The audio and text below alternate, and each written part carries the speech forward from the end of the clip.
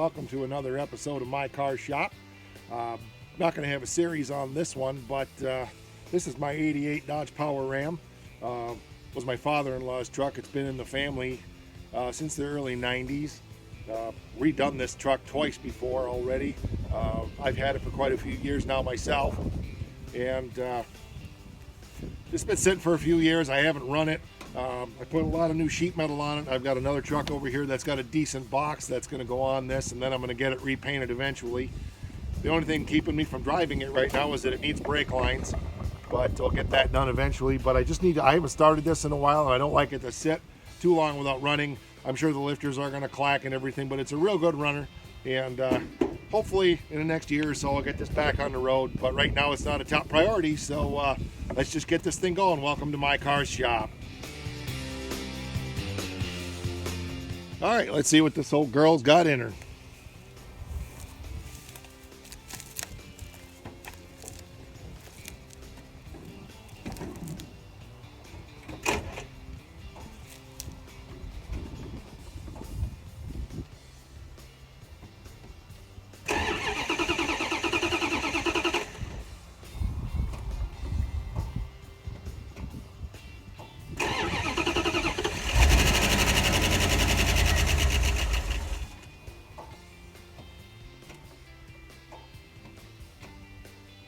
She's fuel injected, so I'm just cycling the key to run the pump to get the fuel moving.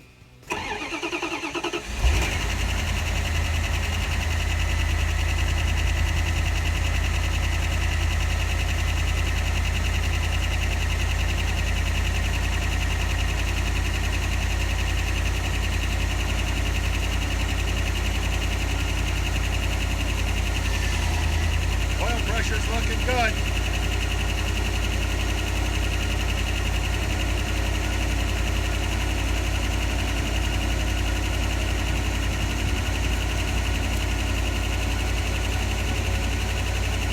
It's pretty good. Usually the lifters clatter a lot worse than that after it's set for a few years. It's already starting to quiet down, and in 5 or 10 minutes it probably won't be clicking anymore at all.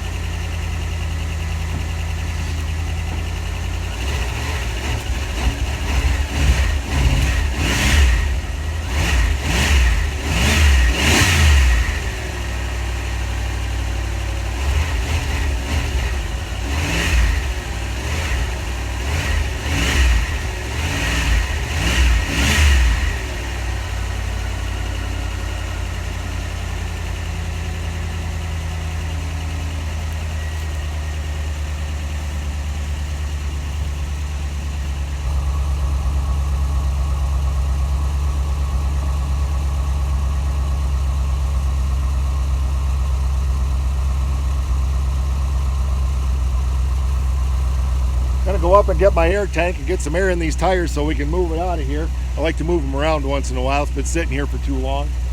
So I also got a big scrap metal pile. Well, big metal pile. It's not all scrap I need to sort through, and I want to do that before the weeds start growing up this year. There's a lot of good stuff in there. Transmissions, a lot of 8 3/4 rear ends for Chrysler products.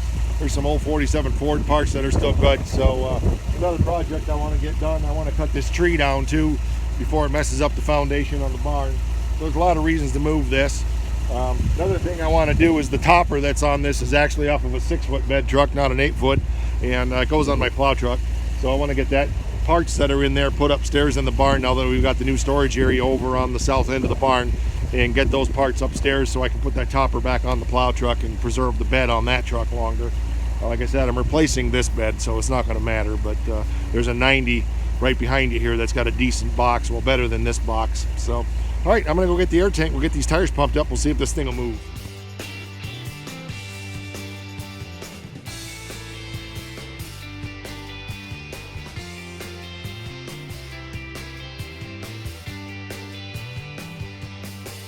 Okay, I got enough air in the tires now that we should be able to move it out of there. I'll pull it around front, put some gas in it, pump the tires up the rest of the way. They usually last for a little while, although I do see they're getting pretty dry rot, so I'll have to dig around and see if I got some other tires to throw on those rims. But for now, it'll work and get it moved out of here. And I'm not sure exactly where I'm going to put it yet, but we'll get it squirreled away in another spot here on the property so that we can move it around easier and that kind of stuff. So here we go. Let's see how this goes.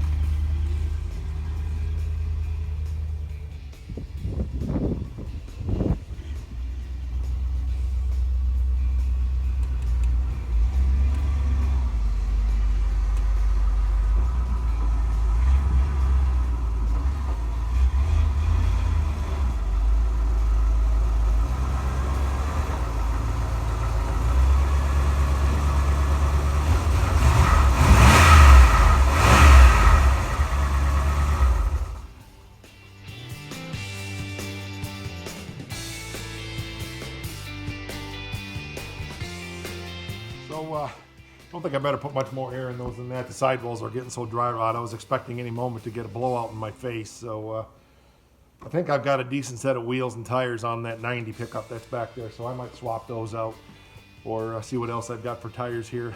But I'll probably squirrel this back behind for a while still anyway. But I want to get the stuff out of the back so I can get that topper on my other truck. So let's get that done.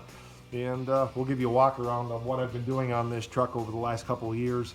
It's been mothballed for a few years now. It's been parked back there, but it was in the shop where the Oakland is for about a year.